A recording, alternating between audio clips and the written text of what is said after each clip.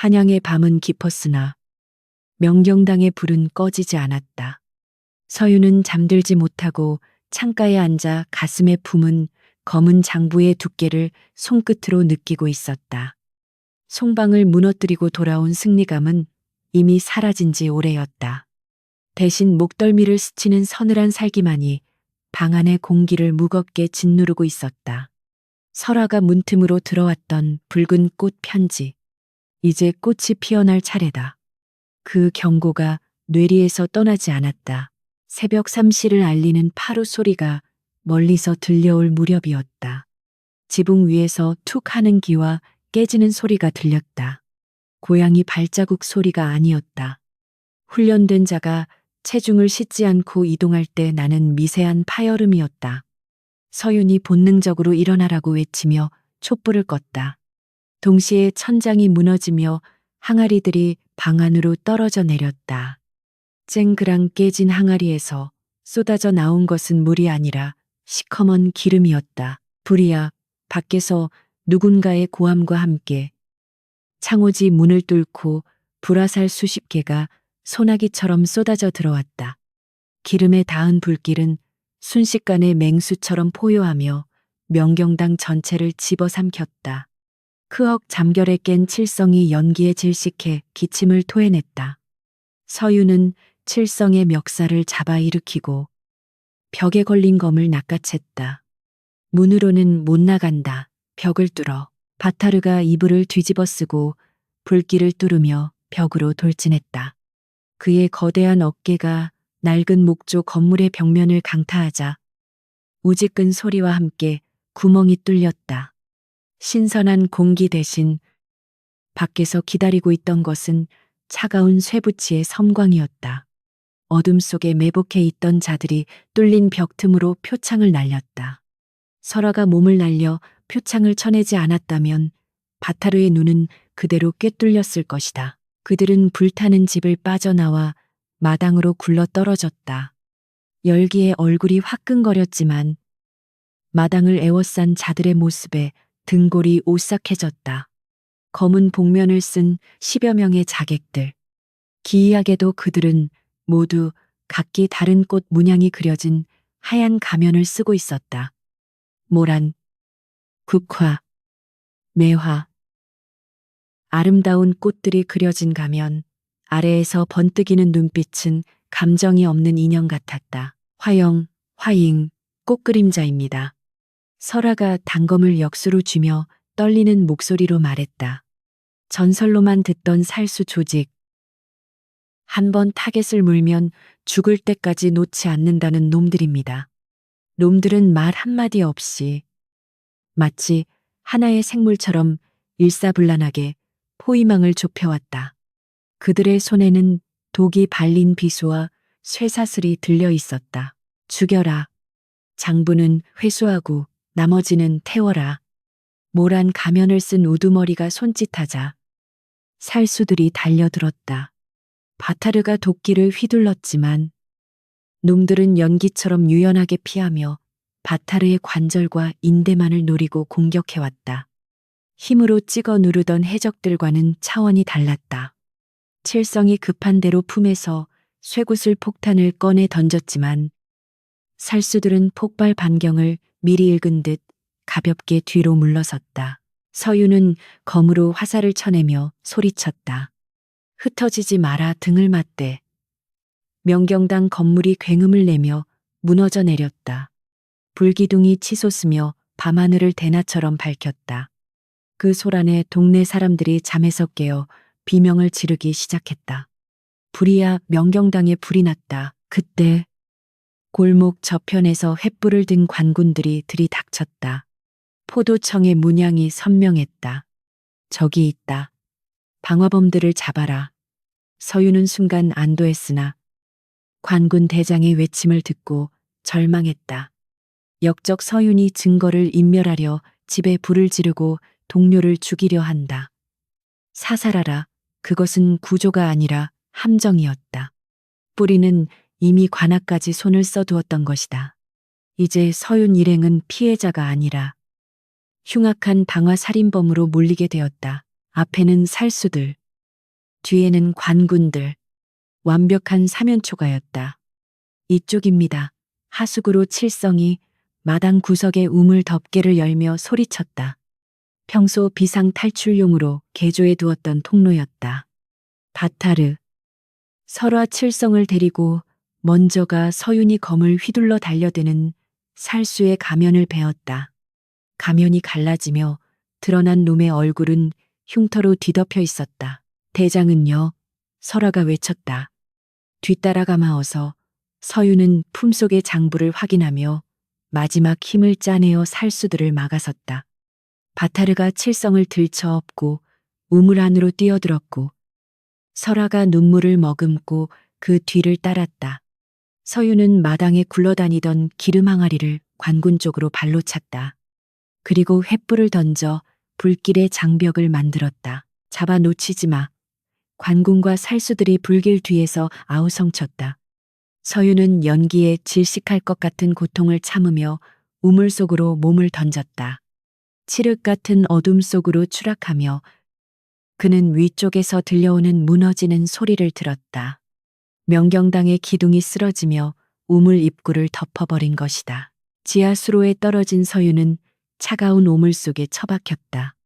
쿨럭. 거친 숨을 몰아쉬며 고개를 들자 어둠 속에서 동료들의 손길이 그를 부축했다. 위쪽에서는 여전히 불타는 소리와 고함 소리가 들려왔으나 다행히 추격자들은 입구가 막혀 들어오지 못하는 듯했다. 집이 다 탔습니다. 칠성이 흐느꼈다. 서윤은 젖은 옷을 짜내며 씁쓸하게 웃었다. 집은 다시 지으면 된다. 하지만 목숨은 하나야. 그는 품속의 장부를 꺼내 확인했다. 젖지 않았다. 이 얇은 책 한 권을 지키기 위해 그들은 삶의 터전을 잃고 세상의 적으로 내몰렸다. 지하 수로는 악취가 진동하고 쥐들이 들끓었지만 지금 그들에게는 유일한 안식처였다. 서윤은 어둠 속에서 동료들의 눈을 하나하나 마주 보았다. 바타르의 팔은 화상을 입었고 설화의 옷은 찢겨 있었으며 칠성은 신발 한 짝을 잃어버렸다. 그들은 이제 탐정이 아니었다. 쫓기는 짐승이었다. 한양 전체가 우리를 노리는 덫이 되었다. 서윤의 목소리가 지하 통로에 울렸다. 하지만 기억해라. 사냥꾼이 방심하는 순간이 가장 위험한 법이다. 우리는 이 어둠 속에서 놈들의 목덜미를 노릴 것이다. 위쪽 세상에서는 명경당이 잿더미로 변해가고 있었고 서윤의 이름이 적힌 숲의 전단이 거리 곳곳에 붙기 시작했다. 현상금 1,000냥, 생사불문, 봄이 오는 길목, 한양의 지하에는 피비린내 나는 겨울이 시작되고 있었다. 날이 밝자 한양의 사대문 앞에는 거대한 방이 나붙었다. 아침 일찍 도성으로 들어오려던 장사꾼들과 백성들이 웅성거리며 그 앞에 모여들었다. 방에는 험상궂게 그려진 서윤의 얼굴 그림과 함께 섬뜩한 문구가 적혀 있었다. 대역 죄인 서윤을 수배한다. 그는 송방의 잔당과 결탁하여 양민을 학살하고 자신의 죄를 덮기 위해 집에 불을 질러 동료들을 태워 죽이려 했다. 이자의 목을 베어오는 자에게는 금일 1,000냥을, 신고한 자에게는 500냥을 하사한다. 저 양반이 그럴 사람이 아닌데. 돈이 원수지. 송방이랑 엮였다잖아. 백성들의 민심은 혼란스러웠으나 금 1,000냥이라는 천문학적인 현상금은 모두의 눈을 번들거리게 만들기에 충분했다. 포졸들은 창으로 바닥을 쿵쿵 찍으며 사람들을 위협했다. 수상한 자를 보면 즉시 신고해라. 숨겨주는 자는 역적과 동급으로 취급하여 삼족을 멸할 것이다. 도성의 분위기는 살얼음판처럼 차갑고 날카로워졌다. 그 시각 서윤 일행은 화려한 도성의 밑바닥, 청계천 아래를 흐르는 캄캄한 하수구 속을 헤매고 있었다. 무릎까지 차오르는 오물과 썩은 내, 그리고 발밑을 스치고 지나가는 쥐들의 감촉은 끔찍했다. 하지만 지상으로 나가는 순간 수천 개의 눈이 그들을 노릴 것이기에 선택의 여지가 없었다. 칠성은 코를 막고 헛구역질을 해대면서도 장부가 젖지 않도록 품에 꼭 안고 걸었다. 형님, 어디까지 가야 합니까? 냄새 때문에 정신이 혼미해질 지경입니다. 칠성의 투덜거림에 서유는 뒤를 돌아보지 않고 답했다. 광통규 청계천의 다리 아래다. 그곳에 거지들의 왕이 있다. 서유는 과거 사건을 해결하며 인연을 맺었던 거지패의 우두머리. 왕초에게 도움을 청할 생각이었다. 지금 한양에서 관아의 눈을 피해 움직일 수 있는 조직은 그들뿐이었다. 한참을 걸어 빛이 들어오는 다리 밑 공간에 도착했다. 거지들이 모여 사는 움막들이 보였다. 서윤 일행이 오물투성이 몰골로 나타나자 거지들이 경계하며 몽둥이를 들고 일어섰다. 누구요? 여기가 어디라고 함부로 들어와. 그때 낡은 돗자리 위에서 누더기를 걸친 노인이 일어났다. 왕초였다. 그는 서윤의 얼굴을 알아보고 흠칫 놀랐다. 아니, 이게 누구신가?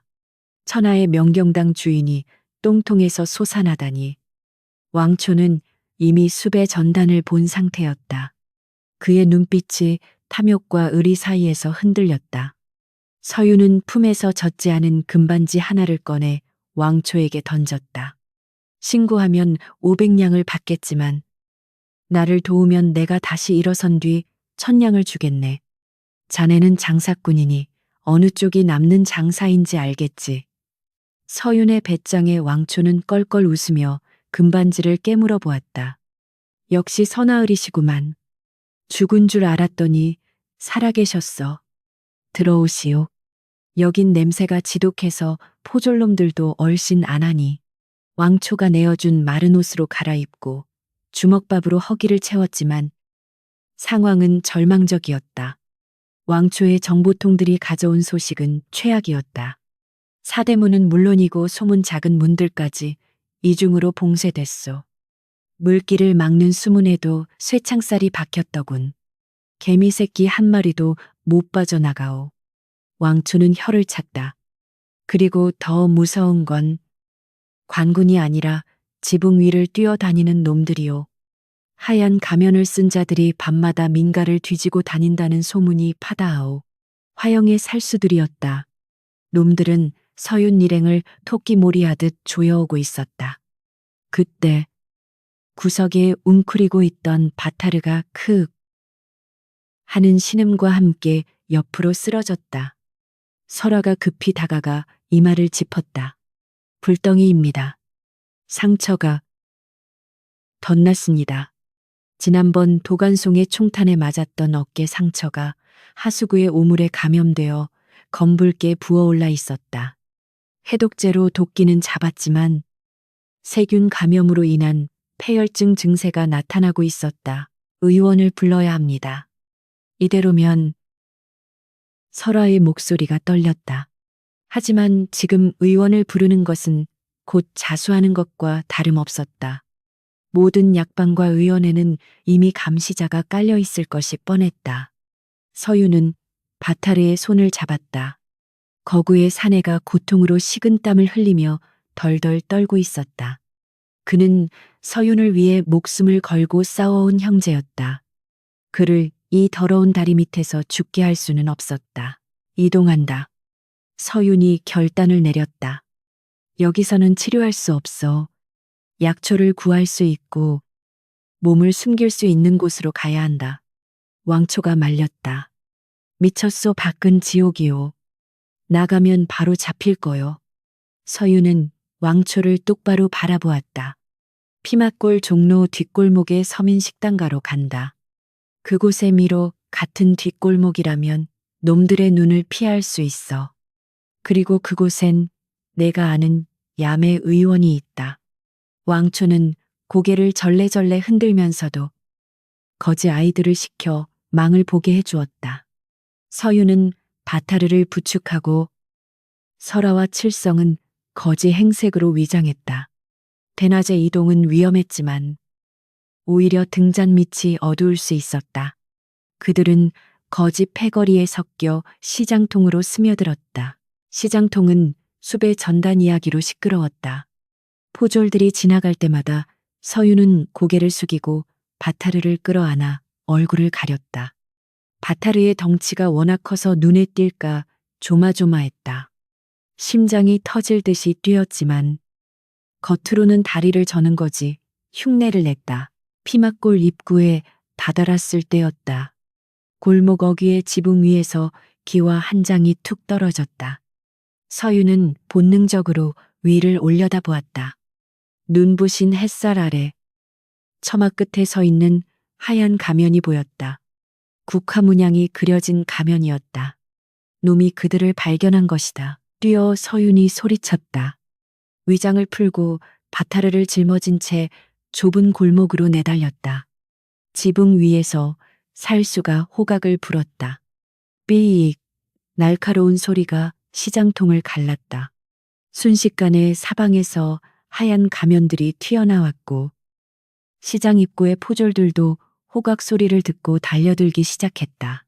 저쪽이다 쥐새끼들이 나타났다고 함소리와 함께 화살이 날아들었다. 서윤 일행은 피막골의 좁고 복잡한 골목을 미친 듯이 달렸다. 식당, 아궁이의 연기, 생선 굽는 냄새, 사람들의 비명소리가 뒤섞여 혼란을 가중시켰다. 칠성은 쫓아오는 포졸들에게 시장 가판대를 밀어 넘어뜨려 길을 막았다. 헉, 헉. 바타르의 무거운 몸이 점점 처졌다. 서윤의 어깨가 짓눌려 끊어질 것 같았지만 그는 이를 악물고 버텼다. 설화가 뒤에서 날아오는 표창을 쳐내며 후방을 방어했다. 대장 앞이 막혔습니다. 골목 끝에 10여 명의 관군이 창을 겨누고 서 있었다. 앞은 관군, 뒤는 살수, 위는 하늘. 문자 그대로 하늘의 그물에 갇힌 꼴이었다. 서윤은 막다른 골목의 낡은 판잣집 문을 발로 차 부수고 들어갔다. 안으로 빈집이기를 바랐으나 안에는 밥을 먹던 일가족이 공포에 질려 비명을 질렀다.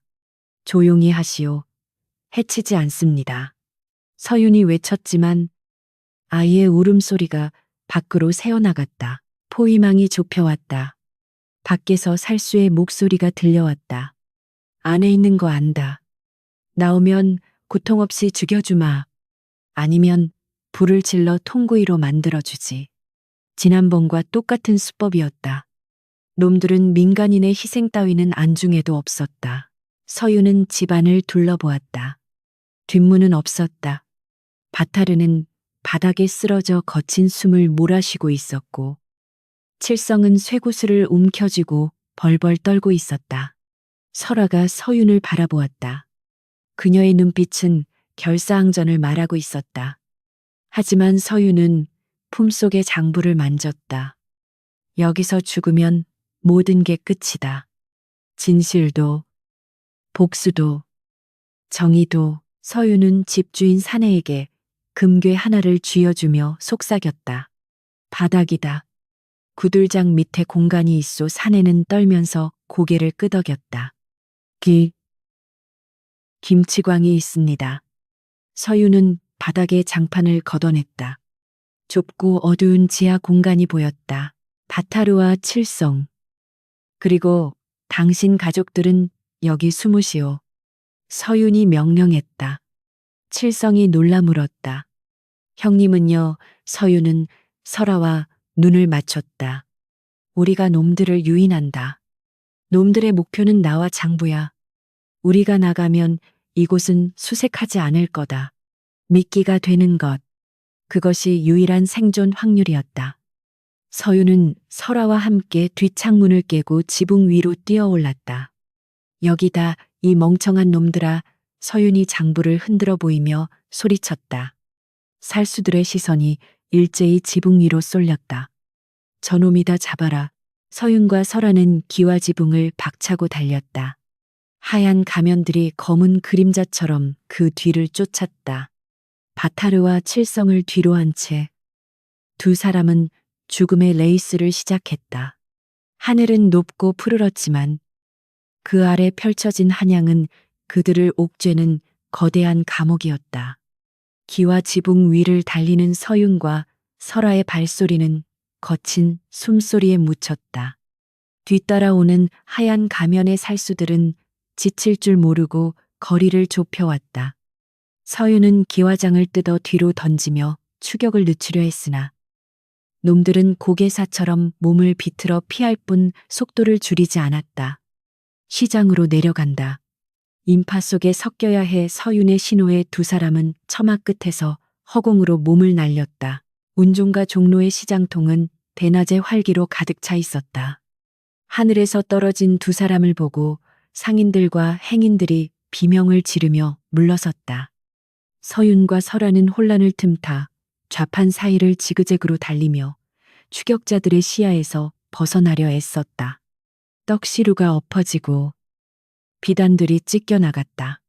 하얀 가면들이 지붕에서 내려와 시장통을 포위하기 시작하자 거리는 순식간에 아수라장이 되었다. 그때 시장 한복판의 정적을 깨는 날카로운 파열음이 들렸다. 네. 바람을 가르는 소리와 함께 도망치던 서윤의 앞을 가로막던 행인 두 명이 맥없이 쓰러졌다. 그들의 목에는 검은색 깃털이 달린 침이 박혀 있었고 입에서는 검은 거품이 흘러나왔다. 즉효성 맹독이었다. 누구냐 서윤이 멈춰서서 주위를 경계했다.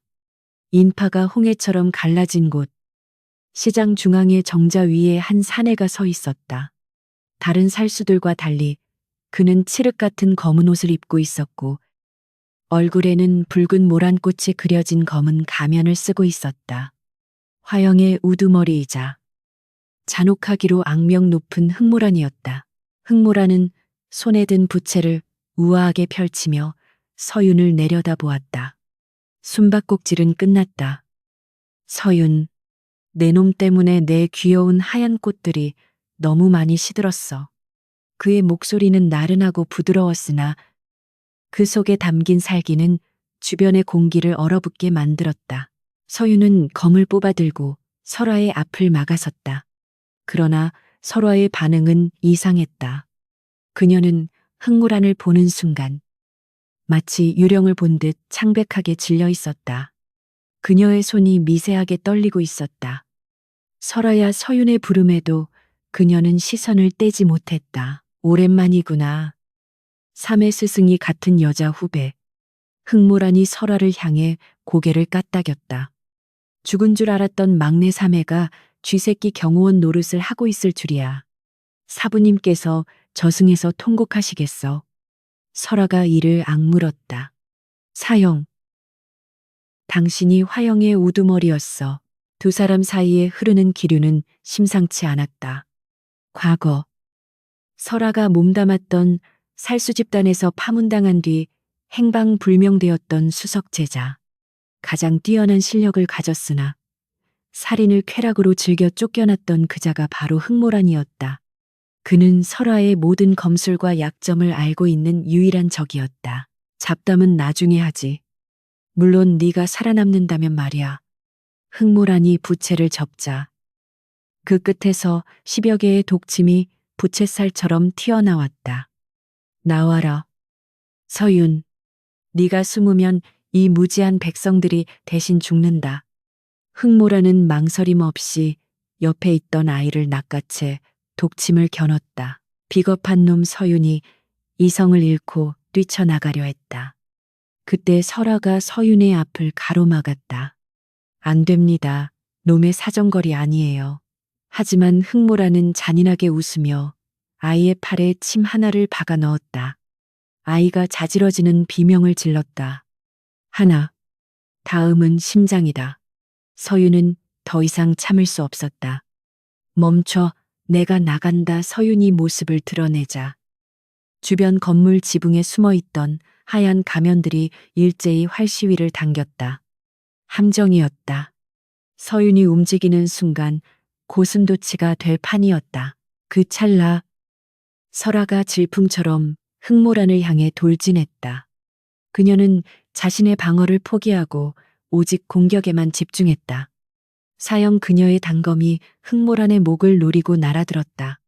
흑모란은 아이를 내팽개치고 부채로 단검을 막아냈다. 생새 부치가 부딪히는 소리와 함께 불꽃이 튀었다.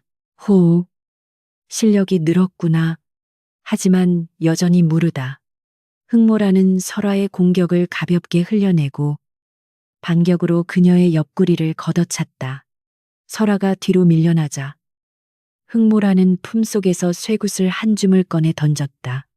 단순한 구슬이 아니라 바닥에 닿으면 터지며 독가스를 내뿜는 독연탄이었다. 보라색 도간개가 시장통을 뒤덮었다. 사람들은 기침을 하며 쓰러졌고 시야가 차단되었다. 서유는 옷소매로 코와 입을 막고 설화가 있는 쪽으로 달렸다. 설화야 도간개 속에서 칼 부딪히는 소리가 들려왔다. 설화는 독을 마시지 않기 위해 숨을 참으며 흑모란과 처절한 백병전을 벌이고 있었다. 하지만 역부족이었다. 흑모란은 도간개 속에서도 자유롭게 움직였다. 그는 독의 내성이 있거나 가면 속에 정화 장치를 갖추고 있는 듯했다. 흑모란의 부채 끝에 달린 칼날이 설화의 어깨를 깊게 베었다.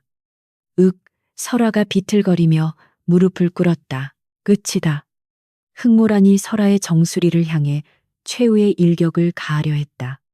그때 서윤이 도간개를 뚫고 나타나 몸을 날려 흑모란을 들이받았다. 두 사람은 엉겨붙어 바닥을 굴렀다. 서윤은 흑모란의 가면을 벗기려 했으나 흑모란은 유연하게 빠져나가며 서윤의 복부에 독침을 꽂으려 했다. 서윤은 간발의 차이로 침을 피하고 바닥에 떨어진 숯가루 포대를 터뜨렸다. 검은 가루가 폭발하듯 흩날리며 도간개와 섞였다. 시야가 완전히 차단된 틈을 타 서윤은 부상당한 설화를 부축해 일으켰다. 도망쳐야 해. 놓치지 마라. 흑모란의 목소리가 숯가루 너머에서 들려왔다. 화살이 빗발쳤다. 서윤은 시장통의 좁은 샛길로 몸을 숨겼다. 설화는 어깨에서 피를 흘리며 가쁜 숨을 몰아쉬었다. 죄송합니다. 놈은 너무 강해요. 서윤은 설화의 상처를 지혈하며 고개를 저었다. 네 잘못이 아니다. 네가 아니었으면 저 아이도 나도 죽었어. 그들은 미로 같은 피막골의 뒷골목을 헤매며 추격자들을 따돌렸다. 하지만 상황은 최악이었다. 위치는 발각되었고 설화는 부상을 입었으며 서윤의 얼굴은 모든 살수들에게 각인되었다. 어두운 골목 구석. 쓰레기 더미 뒤에 숨어 서윤은 밖을 살폈다. 하얀 가면들이 지붕 위를 뛰어다니며 포위망을 좁혀오고 있었다. 그리고 그 중심에 붉은 모란꽃이 그려진 검은 가면이 유유히 걸어 다니고 있었다. 그는 서두르지 않았다. 이미 사냥감은 덫에 걸렸다고 확신하고 있었기 때문이다. 사형은 독을 씁니다. 해독제가 없으면. 설화가 고통스럽게 신음했다. 서윤은 이를 악물었다. 바타르에 이어 설화까지. 명경당의 두 날개가 모두 꺾였다. 이제 믿을 것은 오직 자신의 머리와 품속의 장부뿐이었다. 궁으로 가야 한다. 서윤이 결심을 굳혔다. 이 포위망을 뚫고 살 수 있는 유일한 길은 놈들이 가장 경계하면서도 함부로 들어올 수 없는 곳. 궁궐뿐이다. 하지만 그곳은 호랑이 굴보다 더 깊은 용의 둥지였다. 관군과 살수, 그리고 배신자들이 득실거리는 그곳으로 부상당한 동료를 이끌고 들어가는 것은 자살행위나 다름없었다. 그러나 서윤의 눈빛은 흔들리지 않았다. 그는 설화를 업었다. 죽지 마라. 설화야, 우리가 죽으면 세상은 정말로 암흑천지가 된다. 서윤은 흑모란이 있는 반대 방향, 즉 가장 경계가 삼엄한 대로변 쪽으로 발걸음을 옮겼다. 역발상이었다. 적의 허를 찌르지 않으면 이 지옥을 벗어날 수 없었다. 봄 햇살이 내리쬐는 한양의 거리는 너무나 평온해 보여서 더욱 잔인하게 느껴졌다. 피막골의 지하 단칸방, 곰팡이 핀 벽지 위로 바타르의 거친 숨소리가 차찬거리는 소리만이 무겁게 내려앉았다. 설아는 어깨에 상처를 천으로 동여맨 채 식은땀을 흘리며 벽에 기대어 있었다. 흙물 안에 독이 묻은 칼날은 스치기만 해도 치명적이었으나 다행히 서윤이 응급처치로 도끼를 빼낸 덕에 목숨은 건졌다. 하지만 전투력은 반감되었다. 칠성은 불안한 눈빛으로 문 쪽을 힐끔거리며 물었다. 형님, 이제 어쩝니까? 이대로 말라 죽을 수는 없지 않습니까? 서윤은 품속에 장부를 꺼내 만지작거렸다. 이 얇은 책자가 그들을 죽음으로 몰아넣고 있었지만 동시에 유일한 살길이기도 했다. 궁으로 들어간다. 하지만 정문이나 담을 넘는 건 자살행위야. 내부에 조력자가 필요하다. 서윤의 머릿속에 떠오르는 인물은 단 한 명. 사헌부 지평정호품 관직 김정인이었다. 과거 서윤이 억울한 누명을 벗겨주었던 강직한 선비로 조정 내에서 몇 안 되는 뿌리와 연관되지 않은 청백리였다. 칠성아, 네가 가야겠다. 서윤은 쪽지 하나를 건넸다. 김지평의 집 하인들이 다니는 뒷문으로 가서 이 서신을 전해라. 내용은 암호로 적었으니 놈들이 봐도 모를 것이다. 만약 한시진 2시간 안에 그가 약속 장소로 나오지 않는다면 우리는 다른 길을 찾아야 한다. 칠성은 침을 꿀꺽 삼키고 비장한 표정으로 쪽지를 받아들었다. 목숨 걸고 다녀오겠습니다. 칠성이 떠나고 서윤은 설아의 이마에 젖은 수건을 올려주었다. 미안하다. 너희를 이런 위험에 빠뜨려서. 설아는 힘없이 고개를 저으며 미소 지었다. 대장 탓이 아닙니다. 우리가 선택한 길입니다.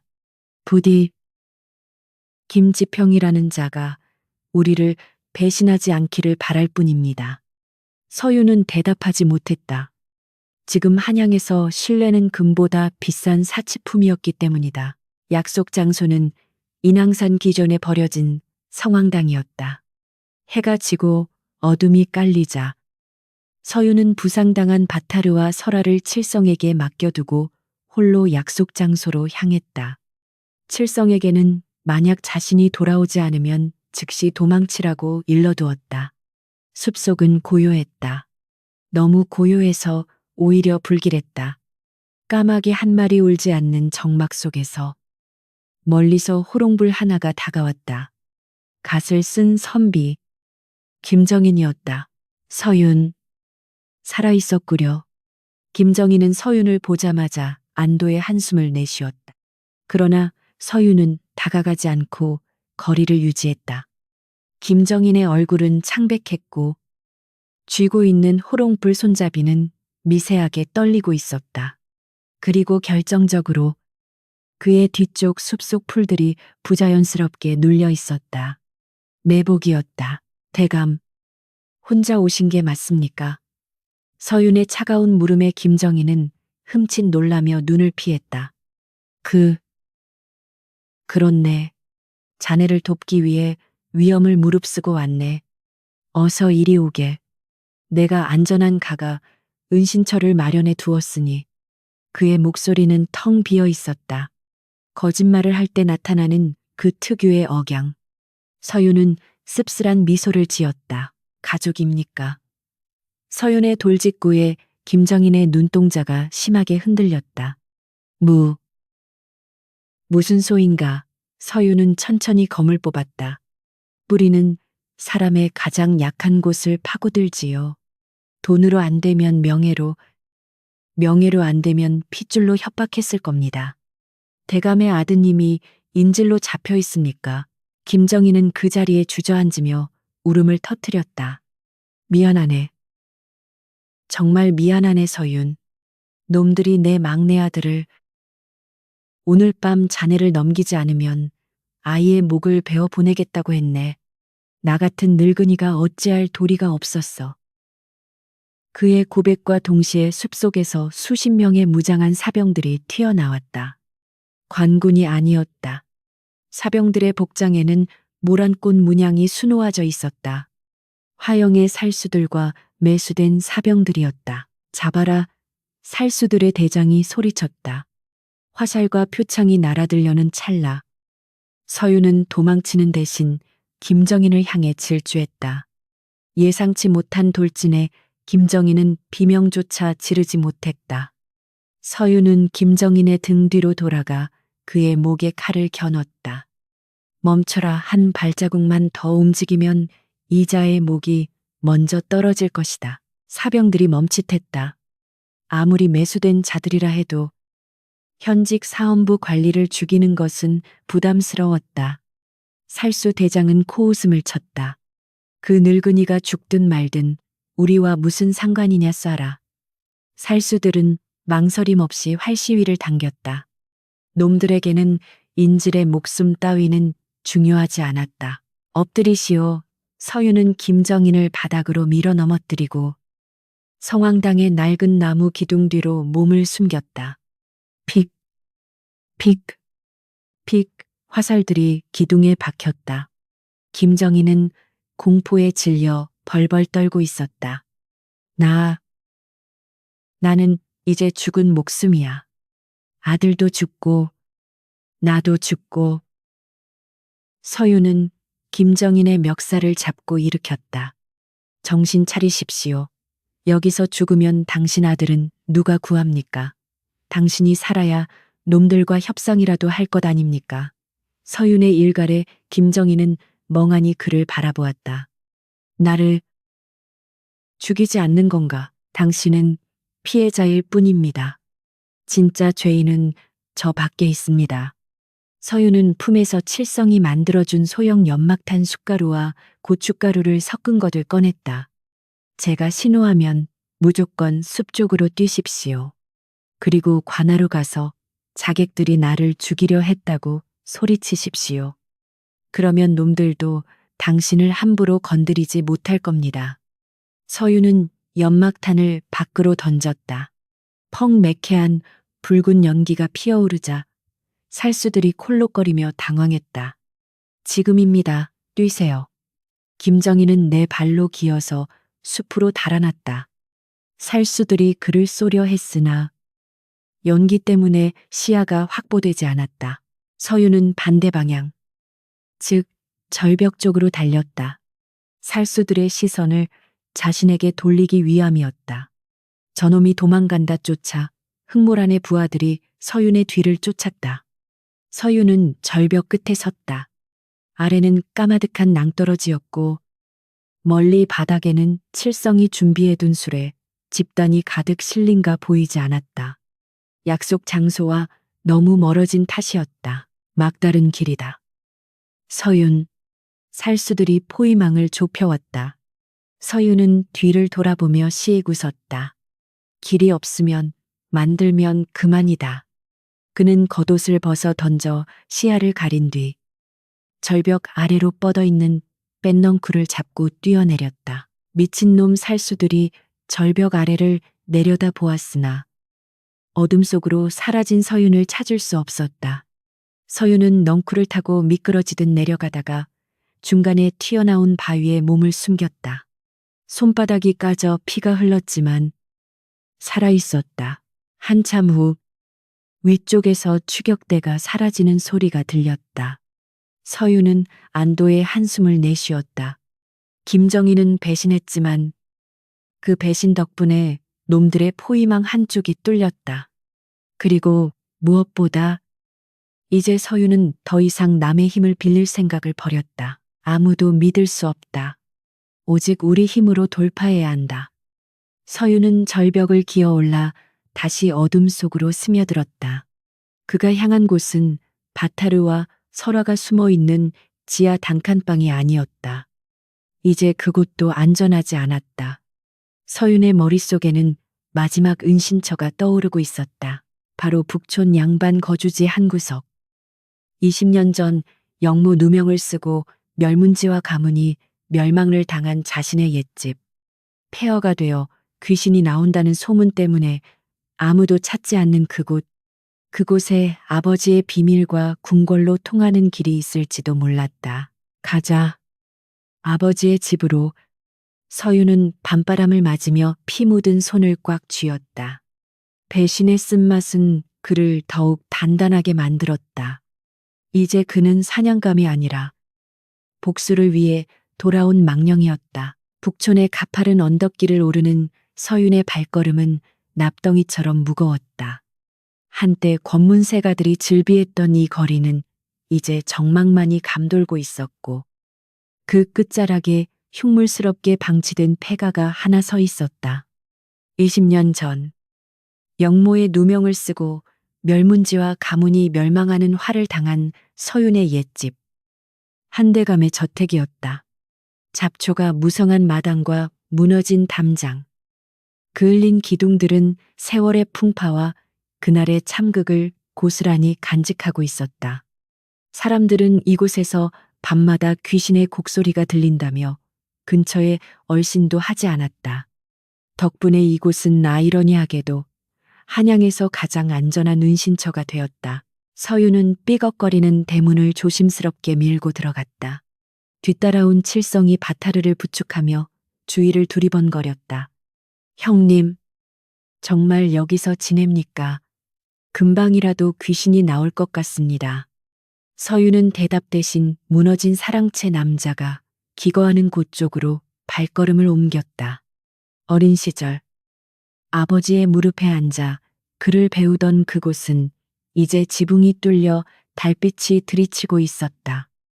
서유는 먼지 쌓인 마루를 손으로 쓸었다. 손끝에 닿는 차가운 감촉이 20년 전의 기억을 불러일으켰다. 아버지는 알고 계셨어. 자신이 죽을 것을. 서유는 사랑채 구석, 반쯤 타버린 책장 앞으로 다가갔다.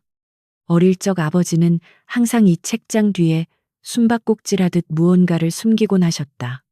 현상은 변하지만 본질은 변하지 않는다. 아버지가 입버릇처럼 하던 말씀이었다. 서유는 책장 아래쪽, 바닥과 맞닿은 부분의 목재를 유심히 살폈다. 다른 곳보다 유독 달아있는 부분이 있었다. 서윤이 그곳을 힘껏 누르자 달그락 하는 소리와 함께 책장이 미세하게 움직였다. 칠성아, 도와라. 칠성과 함께 끙끙거리며 무거운 책장을 밀어내자 바닥에 숨겨져 있던 작은 철문이 드러났다. 비밀 지하 서재로 통하는 입구였다. 서윤의 아버지가 조정의 눈을 피해 은밀하게 기록을 남기던 곳이었다. 칠성이 등불을 비추며 먼저 내려갔고 서윤은 부상당한 설화와 바타르를 부축해 지하로 들어갔다. 눅눅한 공기 속에서 오래된 종이 냄새가 났다. 지하 서재는 다행히 화마를 피했다. 서윤은 떨리는 손으로 책상 위에 놓인 먼지 쌓인 상자를 열었다. 그 안에는 아버지가 남긴 일기장과 서신들이 고스란히 보존되어 있었다. 서윤은 일기장을 펼쳤다. 홍무 20년. 어둠이 짙어지고 있다. 그들은 자신들을 뿌리라 칭하며 왕권 뒤에 숨어 나라의 고열을 빨고 있다. 내 비록 힘이 미약하여 그들을 베지 못하고 꺾일지라도 이 기록만은 남겨 후대에 전하리라. 서윤의 눈시울이 뜨거워졌다. 아버지는 역적이 아니었다. 오히려 그 누구보다 나라를 사랑했고 뿌리와 맞서 싸우다 희생된 충신이었다. 서윤이 지금 걷고 있는 이 가시밭길은 20년 전 아버지가 걷다 멈춘 길의 연장이었던 것이다. 일기장 사이에는 조정내 뿌리 조직원들의 명단이 적혀 있었다. 놀랍게도 그 명단에는 현재의 영의정을 비롯한 거물급 인사들이 대거 포함되어 있었다. 20년 전이나 지금이나 놈들은 변함없이 권력의 핵심에 기생하고 있었다. 이걸 보세요. 형님, 칠성이 벽에 걸린 지도를 가리켰다. 그것은 한양의 지도가 아니었다. 경복궁의 설계도였다. 그런데 일반적인 설계도와 달리 지하 수로와 배수구의 위치가 붉은 선으로 상세하게 표시되어 있었다. 그리고 그 붉은 선은 서윤의 옛집, 바로 이 지하 서재에서 시작되어 궁궐의 후원 비밀 정원 우물까지 이어지고 있었다. 아버지는 만약의 사태를 대비해 탈출구를 파두셨던 거야. 서윤이 중얼거렸다. 아버지는 영모, 누명을 쓸 것을 예감하고 가족들을 탈출시키기 위해 궁궐과 연결된 비밀 통로를 준비해 두었던 것이다. 하지만 그날 밤 습격이 너무 갑작스러워 이 통로를 쓰지도 못하고 참변을 당했던 것이다. 이게 우리가 살 길입니다. 설아가 창백한 얼굴로 지도를 바라보았다. 사대문은 막혔고 지상에는 살수들이 깔렸습니다. 하지만 놈들도 20년 전에 묻힌 이 땅굴은 모를 겁니다. 서윤은 고개를 끄덕였다. 이것은 운명이었다. 아버지가 남긴 유산이 아들을 궁궐로, 왕의 앞으로 인도하고 있었다. 서윤은 지도 아래쪽의 벽면을 두드렸다. 텅 빈 소리가 났다. 칠성이 망치로 벽을 부수자 칠흑 같은 어둠이 입을 벌린 좁은 토굴이 나타났다. 습하고 퀴퀴한 냄새가 났지만 그곳은 희망으로 통하는 유일한 길이었다. 준비해라. 이 길 끝에 우리의 목숨이, 아니 조선의 운명이 달려 있다. 서윤은 아버지의 일기장과 지도를 챙겨 품에 넣었다. 바타르는 여전히 고열에 시달리고 있었지만 정신력으로 버티며 일어섰다. 갑시다. 형님, 내 목숨이 붙어 있는 한 형님이 왕 앞에 서는 걸 반드시 보리다. 그때 지상에서 쿵쿵거리는 발소리가 들려왔다. 화영의 살수들이 냄새를 맡고 폐가까지 들이닥친 것이다. 여기다 쥐새끼들의 흔적이 있다. 서윤은 등불을 끄고 일행을 토굴 안으로 밀어 넣었다. 서둘러 놈들이 내려오기 전에 입구를 무너뜨려야 해. 서윤 일행이 모두 토굴로 들어가자 서윤은 입구의 지지대를 발로 차 무너뜨렸다. 우르르 쾅 흙더미와 돌무더기가 쏟아져 내리며 지하 서재와 토굴 사이를 차단했다.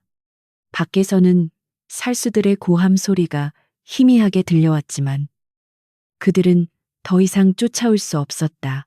이제 그들에게 남은 것은 앞을 알 수 없는 어둠뿐이었다.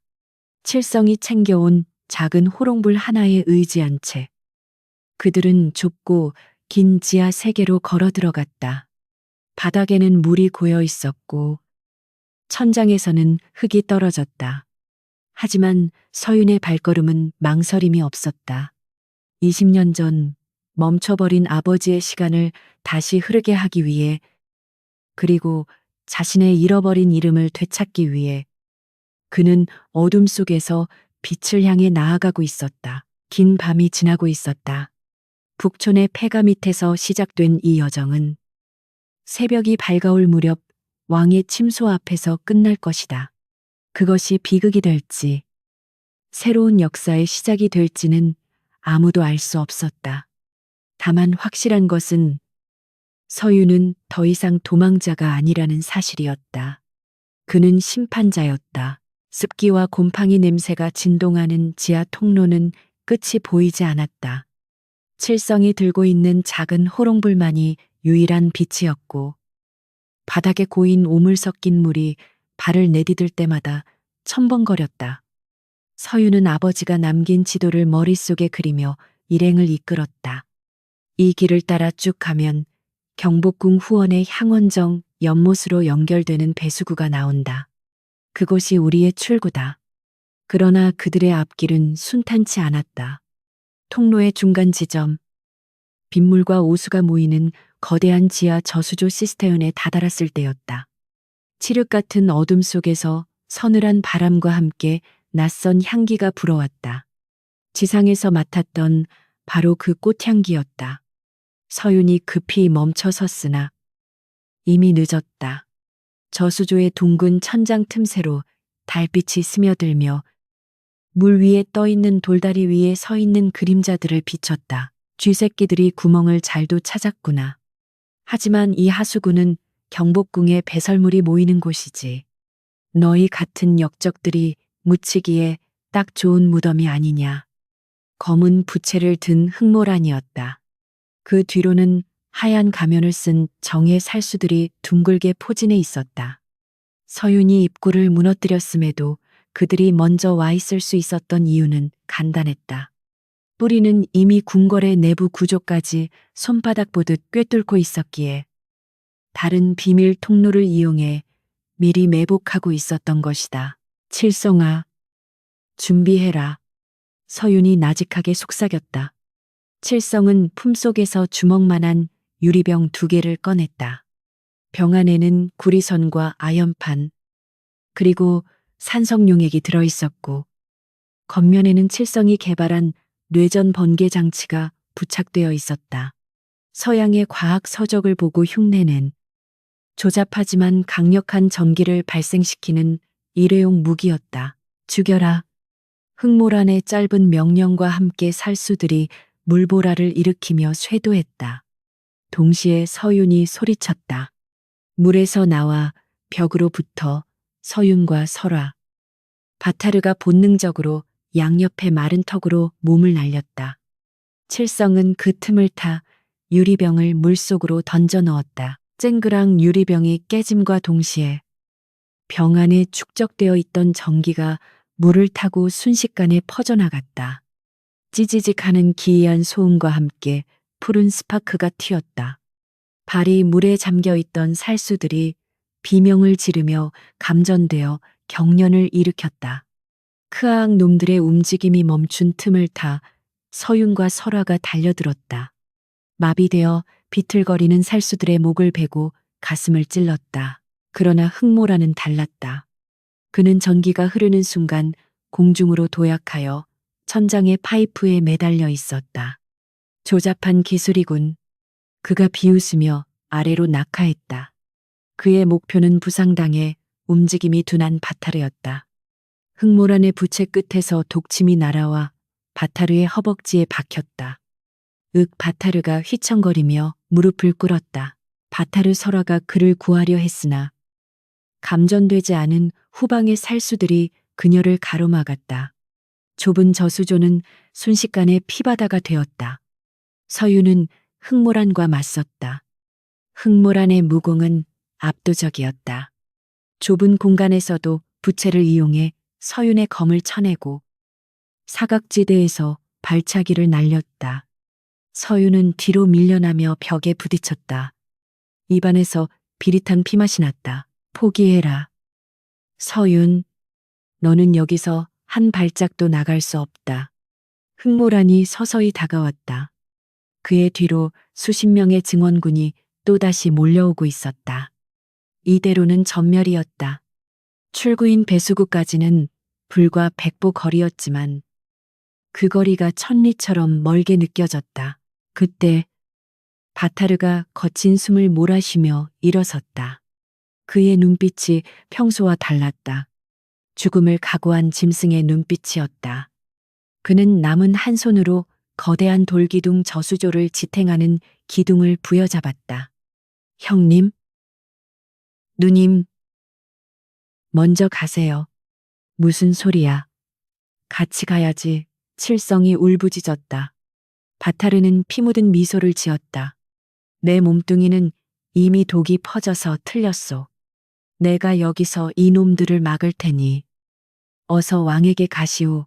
바타르는 서윤 일행을 출구 쪽으로 밀어버리고 흑모란을 향해 거대한 몸을 날렸다. 이 곰 같은 놈이 흑모란이 부채 칼날로 바타르의 어깨를 찔렀으나 바타르는 고통을 무시하고 흑모란의 허리를 꽉 껴안았다. 잡았다. 이 꽃기색 노마 바타르의 괴력에 흑모란이 당황하여 빠져나가려 발버둥 쳤다. 바타르는 그대로 흑모란을 안고 저수조의 좁은 입구 통로를 몸으로 틀어막았다. 어서 가요. 빨리. 바타르의 절규가 지하 통로를 울렸다. 살수들이 바타르의 등에 칼을 꽂아댔지만 그는 바위처럼 꿈쩍도 하지 않고 길을 막아섰다. 흑모란 역시 바타르의 악력에 묶여 옴짝달싹할 수 없었다. 이거나, 이 미친놈아. 서유는 피가 거꾸로 솟는 것 같았지만 바타르의 희생을 헛되이 할 수 없었다. 그는 눈물을 머금고 설아와 칠성의 팔을 잡아 끌었다. 가자. 가야 한다. 안 돼. 바타르 설아가 오열하며 저항했으나 서유는 그녀를 강제로 끌고 배수구 사다리로 향했다. 뒤에서는 뼈가 부러지는 소리와 짐승 같은 포효. 그리고 형님, 꼭 세상을 바꿔주시오라는 바타르의 마지막 외침이 들려왔다. 서유는 쇠사다리를 타고 위로 올라갔다. 눈물이 뺨을 타고 흘러내려 오물과 섞였다. 발밑의 어둠 속에서는 여전히 처절한 사투의 소리가 들려왔으나 점차 희미해져 갔다. 마침내 무거운 맨홀 뚜껑을 어깨로 밀어 올리자 차가운 밤 공기와 함께 궁궐의 정적만이 그들을 맞이했다. 그들이 나온 곳은 경복궁 후원의 깊은 우물가였다. 서유는 뚜껑을 닫고 그 위에 주저앉았다. 지하에서 올라온 것은 셋뿐이었다. 명경당의 가장 든든한 방패였던 바타르는 그 어둡고 차가운 지하에 영원히 남게 되었다. 설아는 바닥에 엎드려 소리 죽여 울었다. 칠성도 넋이 나간 표정으로 멍하니 하늘을 올려다 보았다. 하지만 서유는 울 시간이 없었다. 저 멀리 근정전 왕이 정무를 보는 곳에 지붕이 보였다. 그곳에 그들이 목숨을 걸고 전해야 할 진실이 있었다. 서유는 품속에서 장부를 꺼냈다. 바타르의 피가 묻은 장부였다. 그는 주먹을 꽉 쥐었다. 슬픔은 분노가 되었고 분노는 다시 차가운 살기가 되어 그의 전신을 휘감았다. 일어나라. 서윤의 목소리는 지옥에서 돌아온 귀신처럼 싸늘했다. 바타르의 핏값을 받아내러 간다. 오늘 밤 이 궁궐을 놈들의 피로 씻어낼 것이다. 설아가 눈물을 닦고 일어섰다. 그녀의 눈빛에서 슬픔이 사라지고 오직 복수심만이 남았다. 칠성도 떨리는 다리를 잡고 일어섰다. 셋은 그림자처럼 궁궐의 담장을 타고 내전으로 스며들었다. 이제부터는 침투가 아니라 전쟁이었다. 경복궁 후원의 우물가. 칠흑 같은 어둠 속에서 세 개의 그림자가 기어나왔다. 화려한 궁궐의 정적은 지하 수로의 아수라장과 극명하게 대조되어 더욱 기괴하게 느껴졌다. 바타르의 피와 하수구의 오물로 뒤범벅된 그들의 몰골은 마치 지옥에서 기어나온 악귀와도 같았다. 서유는 떨리는 손으로 우물 뚜껑을 닫았다.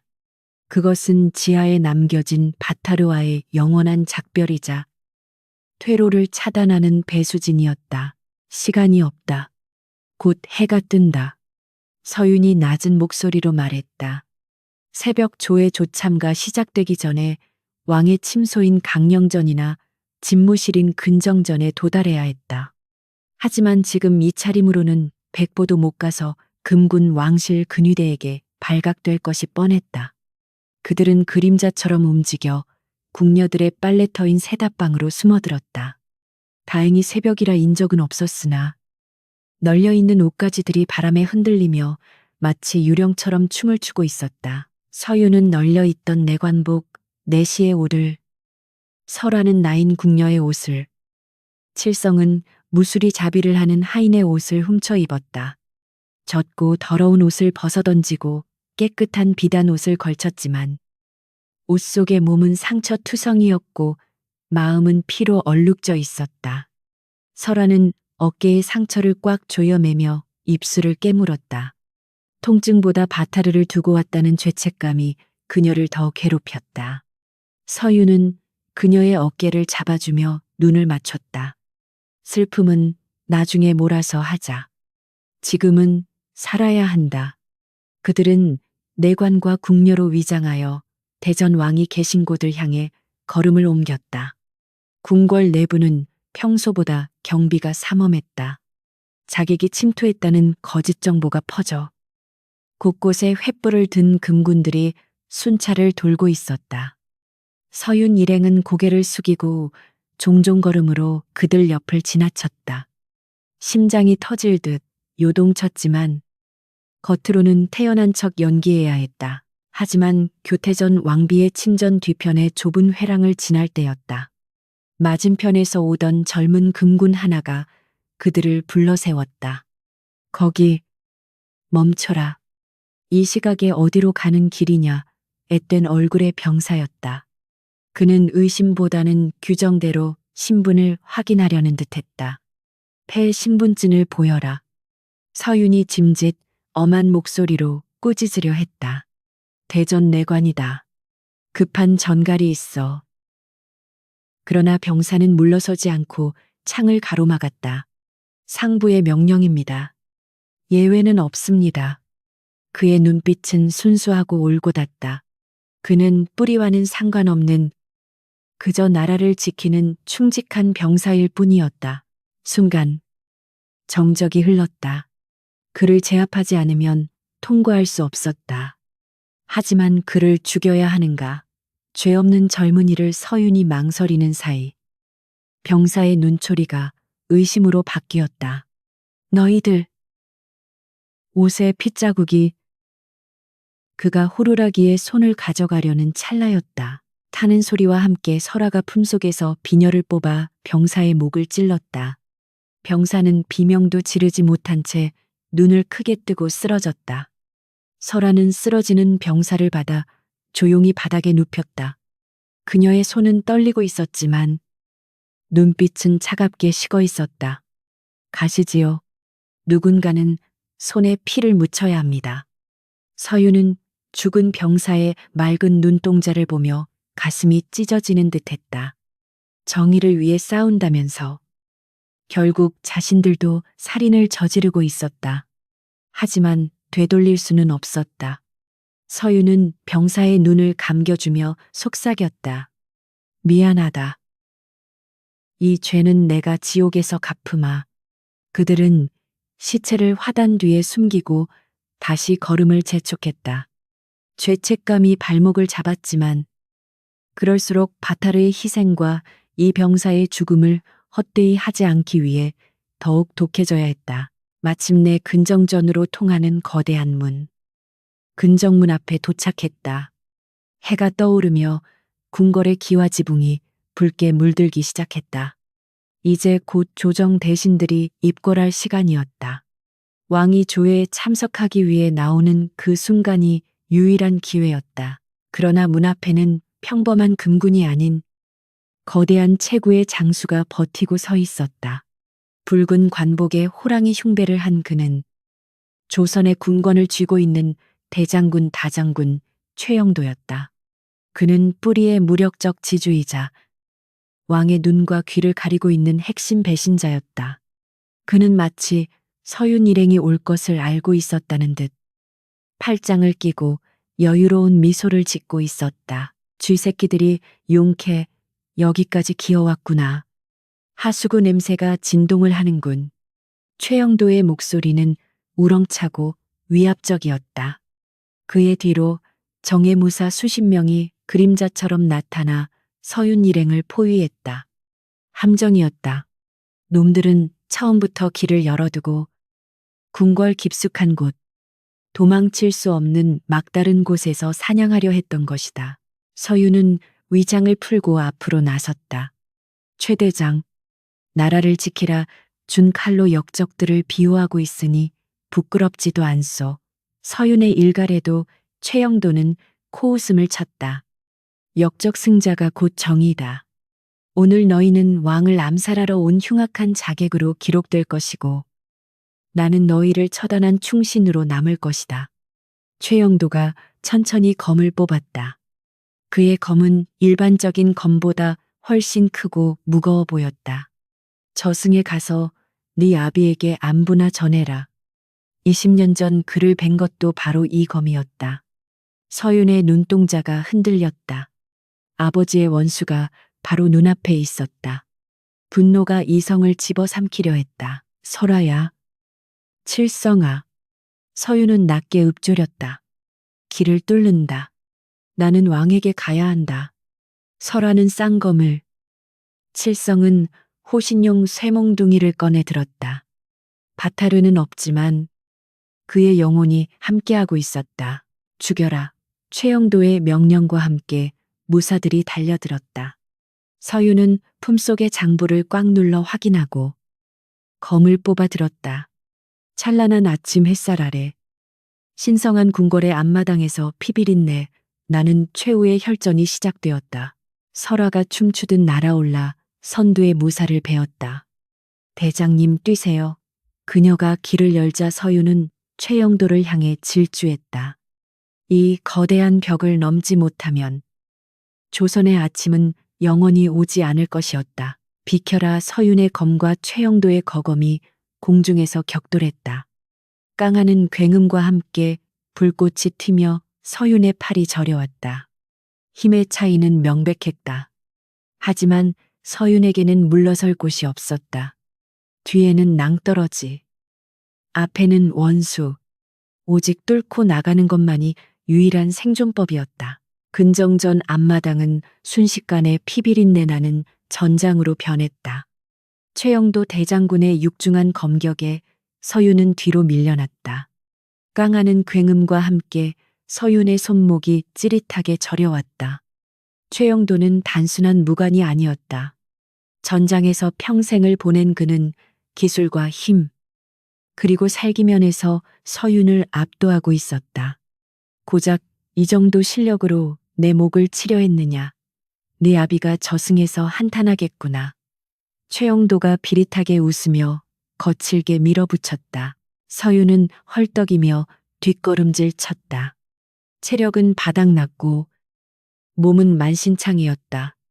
곁에서는 설화가 10여 명의 무사들에게 포위되어 고전하고 있었고 칠성은 쇠몽둥이를 휘두르며 필사적으로 방어하고 있었으나 역부족이었다. 시간이 지날수록 서윤 일행에게 불리했다. 곧 조회에 참석하는 문무백관들이 들이닥칠 것이고 그들은 서윤을 왕을 노리는 미치광이 암살자로 기억할 것이다. 여기서 끝낼 순 없어. 서윤은 이를 악물었다. 최영도의 검이 다시 한번 서윤의 어깨를 노리고 날아왔다. 서윤은 피하는 대신 몸을 숙여 최영도의 품으로 파고들었다. 살을 주고 뼈를 취하는 육참 골간 럭장 구단에 쑤였다. 최영도의 칼날이 서윤의 왼쪽 어깨를 깊게 베었지만 서윤은 고통을 참고 최영도의 가슴을 들이받으며 그를 밀쳐냈다. 그 충격으로 두 사람의 거리가 벌어졌다. 서윤은 비틀거리며 근정전으로 오르는 계단, 즉 왕만이 밟을 수 있는 답도 타더 위에 섰다. 신성한 돌계단에 붉은 피가 뚝뚝 떨어졌다. 최영도가 씩씩거리며 다시 달려들려 했다. 저놈이 감히 답도를 더럽혀 당장 사지 스즈를 찢어 죽여라. 그러나 서윤은 검을 들어 올리는 대신 피 묻은 손으로 품속의 검은 장부를 꺼내 들었다. 그리고 있는 힘껏 그것을 근정전에 닫힌 문을 향해 집어 던졌다. 툭 하는 둔탁한 소리와 함께 장부가 문턱에 떨어졌다. 멈춰라. 서윤의 사자우가 궁궐을 울렸다. 그의 목소리에는 검기보다 더 날카로운 기백이 서려 있었다. 달려들던 무사들이 주춤했다. 저 장부 안에 너희 대장군 최영도가 오랑캐와 결탁하여 나라를 팔아먹으려 한 증거가 들어있다. 최영도의 얼굴이 불그락 푸르락해졌다. 닥쳐라. 저 미친놈이 헛소리를 짓거린다. 화를 쏴라. 입을 막아. 그러나 서윤은 멈추지 않았다. 그는 칼을 바닥에 꽂고 두 팔을 벌렸다. 쏘아라. 내 몸은 뚫을 수 있어도 진실은 뚫을 수 없다.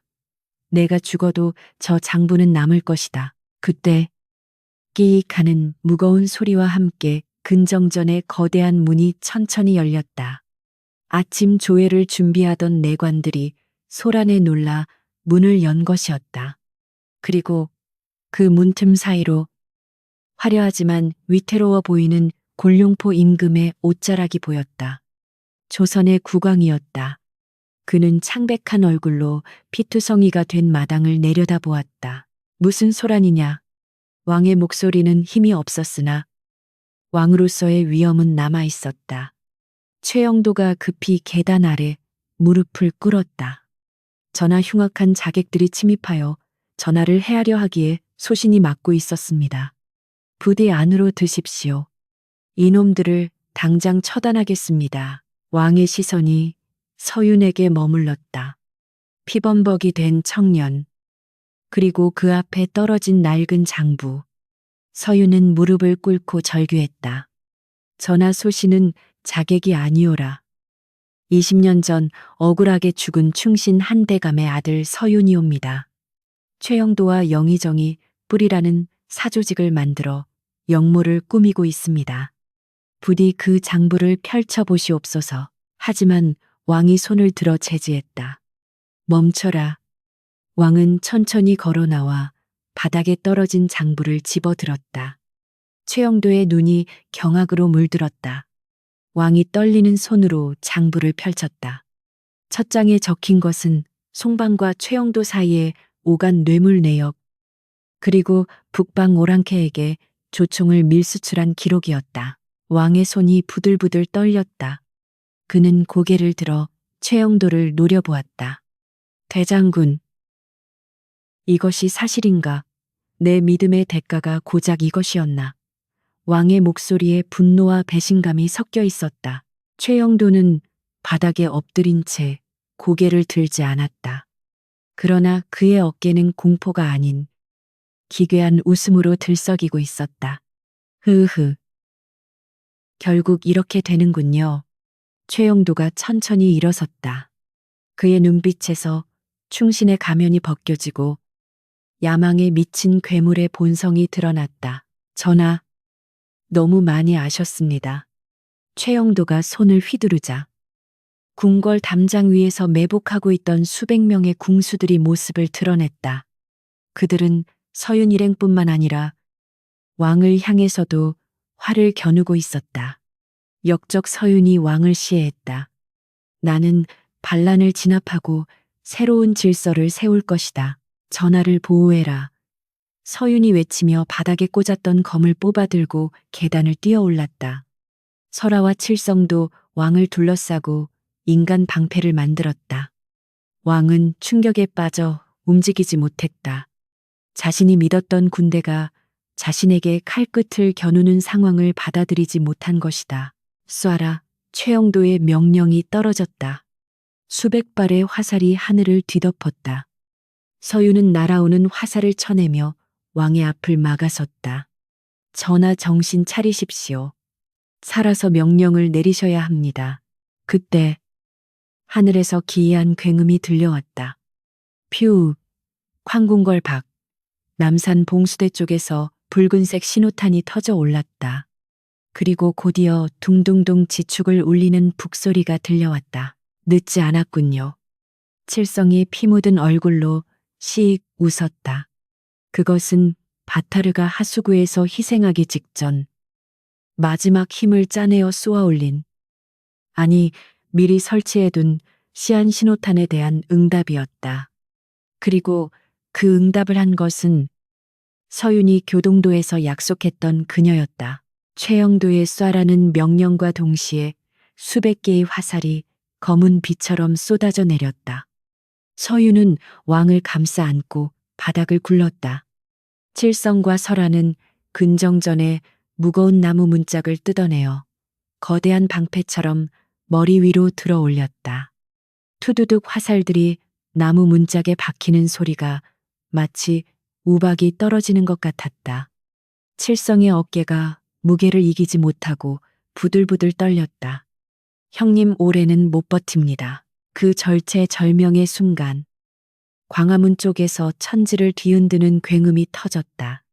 화ang 화약 냄새와 함께 거대한 성문이 산산조각 나며 안쪽으로 무너져 내렸다. 자욱한 먼지구름 사이로 낯선 깃발이 휘날렸다. 붉은 바탕에 검은 해골이 그려진 깃발. 바로 연화의 해적기였다. 누가 감히 내 친구를 건드리는가. 연화의 우렁찬 목소리가 전장을 가로질렀다. 그녀의 뒤로 수백 명의 해적들과 왕초가 이끄는 거지 패거리. 그리고 그동안 최영도에게 억눌려 있던 반대파 무관들이 물밀듯이 밀려 들어왔다. 그들은 최영도의 친위대를 향해 조총과 화살, 그리고 짱도를 날리며 돌격했다.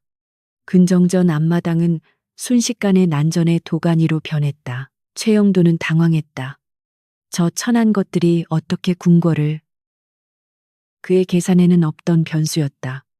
한강을 거슬러 올라와 수문으로 침투한 연화의 기동력과 한양 바닥을 쥐고 있는 거지들의 정보망이 합쳐진 결과였다. 서윤은 이 틈을 놓치지 않았다.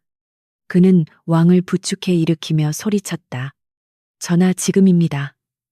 왕의 위엄을 보이십시오. 왕은 공포에 질려 있었으나 자신을 위해 피 흘리는 서윤과 백성들의 모습을 보고 각성했다. 그는 떨리는 손으로 골룡포의 흙을 털어내고 근정전 월대 높은 대위로 당당히 걸어나갔다. 화살이 날아다니는 전장 한복판이었지만 왕은 물러서지 않았다. 멈춰라. 왕의 일갈에 내공이 실린 듯 쩌렁쩌렁하게 울렸다. 나는 조선의 왕이다. 너희는 누구의 녹을 먹고 사는가? 역적 최영도의 사병인가? 아니면 이 나라의 군인인가? 최영도는 전세가 기울어짐을 직감했다. 그의 눈이 붉게 충혈되었다. 어리석은 놈들, 왕은 이미 죽었다. 내가 새로운 왕조를 열 것이다. 그는 더 이상 지휘관이 아니었다. 궁지에 몰린 맹수였다. 그는 자신의 정의 친위대인 흑철대를 이끌고 왕을 향해 직접 돌진했다. 내 앞을 막는 자는 모두 베어라. 막아야 한다. 설화가 쌍검을 들고 흑철대를 막아섰다. 칠성도 부서진 문짝을 몽둥이 삼아 휘둘렀다. 연화가 지원 사격을 하며 달려왔지만 거리는 멀었고 최영도의 기세는 흉포했다. 최영도는 방해하는 병사들을 추풍낙엽처럼 베어 넘기며 단숨에 계단을 뛰어올랐다. 건방진 놈, 네 아비 곁으로 보내주마. 최영도의 거대한 대검이 묵직한 파열음을 내며 서윤의 머리를 향해 떨어졌다. 서윤은 정면 승부를 피하고 몸을 비틀어 흘려냈다. 황 대리석 바닥이 박살나며 파편이 튀었다. 최영도의 검술은 단순했지만 그 힘과 속도는 인간의 범주를 넘어서 있었다. 서윤은 계속해서 뒤로 밀렸다. 체력은 바닥났고 다리의 상처 때문에 스텝이 꼬였다. 최영도의 발차기가 서윤의 복부에 꽂혔다. 컥, 서윤이 계단 아래로 굴러 떨어졌다. 최영도는 여유롭게 다가와 마무리를 하려 했다. 이것이 힘이다. 정의 진실, 힘없는 자들의 핑계일 뿐이지. 최영도가 검을 지켜든 순간 서윤의 눈에 햇빛에 반사된 최영도의 갑옷 틈새가 보였다. 오른쪽 겨드랑이. 20년 전 서윤의 아버지가 죽기 직전 남겼던 상처 자국이 있는 곳이었다. 아버지는 실패한 것이 아니었다. 아들을 위해 놈의 약점을 만들어 놓았던 것이다. 아니, 정의는 힘보다 질기다. 서윤은 바닥에 흩어져 있던 흙을 한 줌 쥐어 최영도의 눈에 뿌렸다. 치졸한 수법이었지만 생사를 가르는 순간에는 그것이 전술이었다. 최영도가 눈을 비비며 멈칫하는 찰나 서윤은 마지막 남은 힘을 다리 근육에 집중시켰다. 서윤은 땅을 박차고 튀어올라 최영도의 품으로 파고들었다.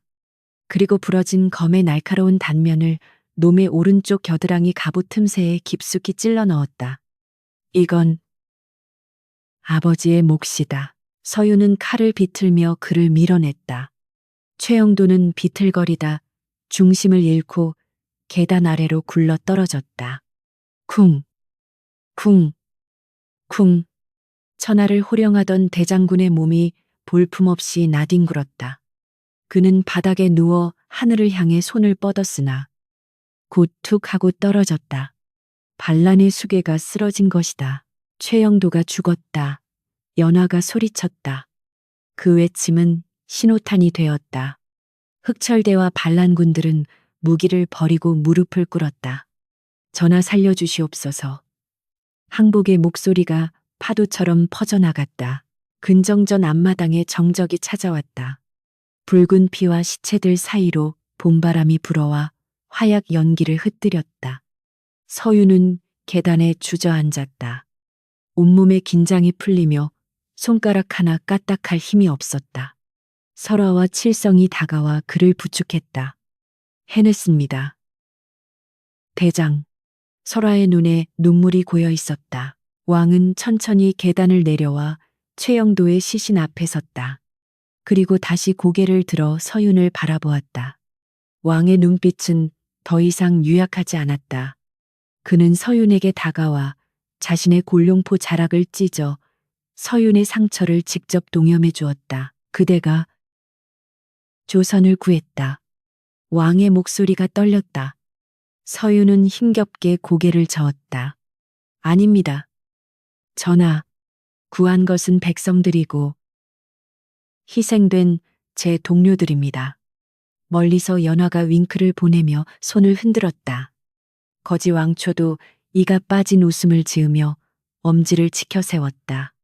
가장 천한 곳에 있던 자들이 가장 높은 곳의 위기를 구해냈다. 이것이야말로 서윤이 그리고 그의 아버지가 꿈꾸던 진정한 힘이었다.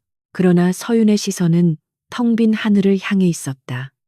바타르, 보고 있나, 우리가 이겼어. 승리의 기쁨보다 상실의 아픔이 가슴을 후벼 팠다. 거사는 막을 내렸지만 남겨진 자들의 슬픔은 이제부터 시작이었다. 한양의 봄은 잔인할 정도로 아름다웠다. 경복궁의 매화가 만개하여 붉은 꽃비가 내리던 날, 도성에서는 피비린내 나는 숙청숙두이 시작되었다. 서윤이 목숨을 걸고 지켜낸 검은 장부는 곧 저승사자의 명부가 되었다. 의금부와 포도청의 관원들이 밤낮 없이 고관대작들의 집을 덮쳤고 영의정을 비롯한 뿌리의 핵심 뇌물 수수자들과 반란 가담자들이 줄줄이 형장으로 끌려갔다. 백성들은 그 광경을 지켜보며 환호했으나 그 피의 대가가 얼마나 큰지 아는 서윤은 웃을 수 없었다. 왕은 서윤의 아버지 한대감의 신원을 복원하고 가문의 명예를 되찾아 주었다. 그리고 서윤을 편전으로 불렀다. 화려한 용상에 앉은 왕은 이전보다 훨씬 단단해진 눈빛을 하고 있었다. 그대에게 사헌부, 대사헌, 검찰총장 격의 자리를 주려 한다. 조정에 들어와 내 칼이 되어 썩은 부위를 도려내 다오.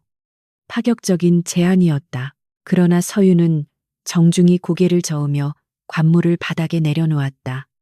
전하, 빛이 강하면 그림자도 짙어지는 법입니다.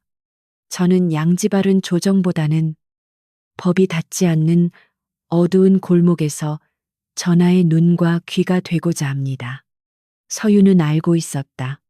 뿌리는 단순히 몇몇 관료를 죽인다고 사라지는 조직이 아니었다. 그것은 인간의 탐욕 그 자체였기에 언제든 다시 자라날 것이었다. 왕은 서윤의 뜻을 이해한 듯 씁쓸한 미소와 함께 그에게 아무런 글자도 새겨지지 않은 백패 바이파의 하나를 하사했다. 이것이 너의 권한이다. 그림자 속에서 정의를 행하되 누구에게도 들키지 마라. 궁궐을 나온 서윤은 한강변의 작은 언덕으로 향했다. 그곳에는 칠성과 설화, 그리고 연화가 기다리고 있었다. 그리고 그들 앞에는 작은 봉분이 하나 만들어져 있었다. 바타르의 무덤이었다. 시신조차 제대로 수습하지 못하고 유품인 도끼만을 묻은 가묘였지만 그곳에는 가장 뜨거운 술 한 잔이 놓여 있었다. 형님, 거기선 아프지 말고 맘껏 고기 드십시오. 칠성이 오열하며 술을 올렸다. 설아는 말없이 눈물을 흘리며 무덤가에 하얀 국화꽃을 놓았다. 서윤은 바타르의 도끼 자루를 어루만졌다. 미안하다는 말은 하지 않겠다. 다만 약속하마. 네가 꿈꾸던 약자가 짓밟히지 않는 세상을 만들기 위해 내 남은 생을 바치겠다고. 연화는 서윤의 어깨를 툭 쳤다. 너무 청승 떨지 마. 그 곰 같은 녀석.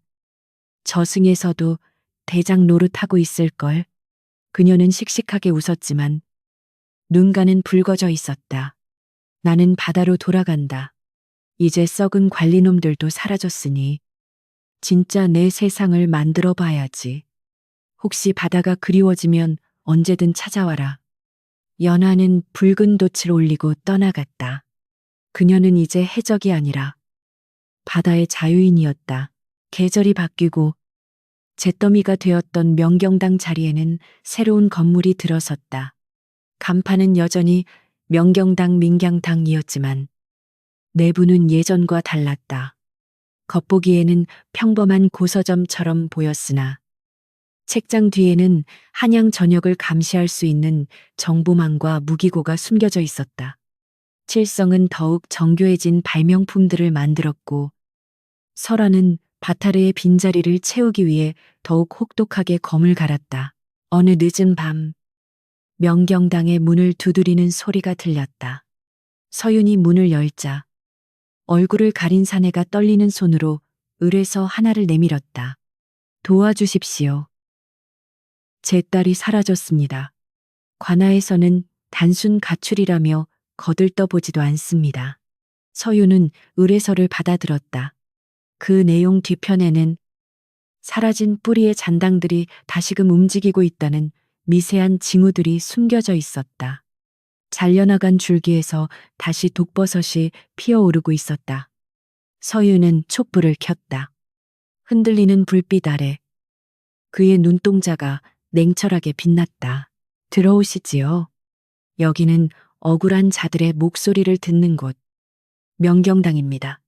서윤은 붓을 들어 사건 일지에 새로운 기록을 시작했다. 그의 등 뒤로 설아와 칠성이 준비를 마친 채 서 있었다.